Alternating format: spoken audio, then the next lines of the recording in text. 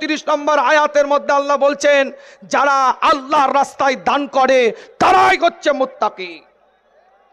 আজ ইতিহাস সাক্ষী দিচ্ছে, সেই কোরআনের আয়াতকে সামনে রেখে সাহাবায়ে কেরাম থেকে শুরু করে, তাবিঈন থেকে শুরু করে, তাবে তাবিঈন থেকে শুরু করে, আইম্মায়ে মুজতাহিদিন থেকে শুরু করে, ইমাম, গৌস, কুতুব, আবদালরা আমাদের স্বার্থে, আমাদের পরবর্তী প্রজন্মের স্বার্থে এই ভারতবর্ষ নয় গোটা পৃথিবীতে কিছু সম্পদ আল্লাহর রাস্তায় ব্যয় করে গেছে, যেটাকে আমরা ওয়াকাফ বলে থাকি। খুব স্বল্প সময়ের মধ্যে বলতে চাই, ওয়াকাফ অ্যাক্টের উপরে আলোচনা করেছে। আজ আপনাদের খেদমাতে বলে যাই, আমরা এনআরসির হয়ে লড়াই করেছি, সিএএ এর হয়ে লড়াই করেছি। যখন বিল আনা হয় এনআরপির বিরুদ্ধে লড়াই করেছি, এনআরসি, এমপিআর, সিএএ এই সমস্ত বিরুদ্ধে আমরা লড়াই করেছি। ওটা আমাদের নাগরিকত্বের অস্তিত্বের লড়াই ছিল।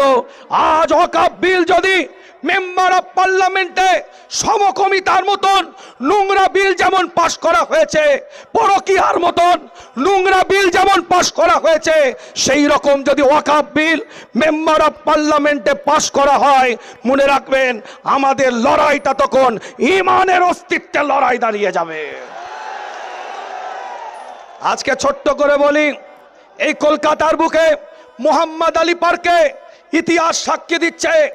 আজ আমার পূর্বে বক্তব্য দিতে দিতে জনাব সিদ্দিকুল্লাহ সাহেব চৌধুরী সাহেব, ওনার সাথে আমার একটা সম্পর্ক আছে, আমার নানা জানের সাথে ওনার ভালো সম্পর্ক ছিল, সেদিক থেকে আমার সাথে একটা ওনার পরিচিতি আছে। উনি বক্তব্য দিতে দিতে জামিয়াতে উলামা হিন্দের যে কর্মকাণ্ড, যে কর্মসূচি, বিগত দিন উলামা হাজরাতদের যে খেদমত, সেই সম্পর্কে তিনি কিছু কথা বলেছেন। আজ বলে যাই, আমার দাদাজান মোহাম্মদ আলী পার্কের বুকে দাঁড়িয়ে ফুরফুরা শরীফের গদ্দিনশীন পীর আব্দুল হাই সিদ্দিকী রহমাতুল্লাহ আলাইহি ঐতিহাসিক একটা উক্তি করেছিলেন, স্বাধীনতা, মানবতা, দুটি কথা, যে স্বাধীনতাই মানবতা নয় সেই স্বাধীনতা মূল্যহীন। আজ বলে যায় আপনাদের খেদমতে, ভারতবর্ষের বুকে আমরা দাঁড়িয়ে আছি। এই ভারতবর্ষের বুকে আমরা এখানে অবস্থান করছি কারো জায়গিরিতে নয়, আমরা কেরায়াতে অবস্থান করিনি, আমরা আমাদের অধিকারে এখানে অবস্থান করছি।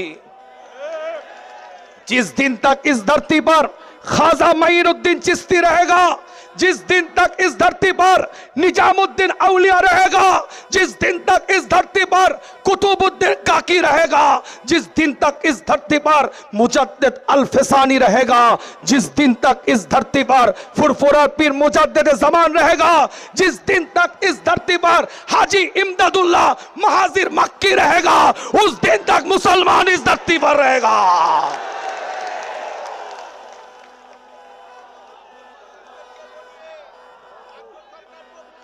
आज আপনাদের খেদমতে, আজ আপনাদের খেদমতে বলে যায়, ছোট্ট করে বলে যায় আপনাদের খেদমতে আল্লাহর ওলিদের খেদমত জড়িয়ে আছে।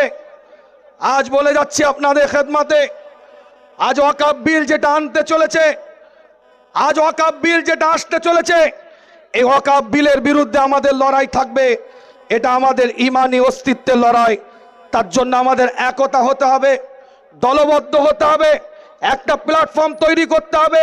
ওয়াতাসিমু বিহাবলিল্লাহি জামিআ ওয়ালা তাফাররাকু, একটা প্ল্যাটফর্মে দাঁড়িয়ে এক সুরে আমাদের জবাব দিতে হবে। মাসলাক যার যার, ইসলাম সবার, এই প্ল্যাটফর্মে দাঁড়িয়ে আসেন, আমরা আওয়াজ তুলি। সংক্ষেপ কথা, বিস্তারিত কথা বলে আপনাদেরকে কষ্ট দেব না, শেষ একটাই কথা বলে যায়, আজ ভারতবর্ষের বুকে ওয়াকফ আইন আসতে চলেছে। মেম্বার অফ পার্লামেন্ট থেকে অনুরোধ করব, যে সমস্ত সাংসদেরা মেম্বার অফ পার্লামেন্টের বুকে আমাদের জনপ্রতিনিধিত্ব করছেন, আমাদের হয়ে নেতৃত্ব দিচ্ছেন, আপনারা জনপ্রতিনিধি আমাদের, আপনারা আওয়াজ তুলুন ওখান থেকে, আপনারা কথা বলুন ওখান থেকে, এবং এই রাজ্যের বুকে যে সমস্ত ওয়াকফ সম্পদ আছে, এই সম্পদগুলোকে যথাযথ যেন ইউটিলাইজ হয়, সেটাও আপনার আমাদের প্রত্যেকের দেখার দায়িত্ব আছে। আল্লাহ আমাদের সকলকে কবুল করেন, সকলে বলেন আমিন। সকলকে সালাম ভালোবাসা দিয়ে দরবারে ফুরফুরা শরীফ থেকে আপনাদের খেদমাতে আপনাদের পীরের আওলাদ এসেছিলাম, ছোট্ট করে কিছু কথা বলেছি। গুনাহগারের জন্য দোয়া করবেন, আমিও আপনাদের জন্য দোয়া করি। ওয়া আখিরি দাওয়ানা আনিল হামদুলিল্লাহি রাব্বিল আলামিন। আসসালামু আলাইকুম ওয়া রাহমাতুল্লাহ।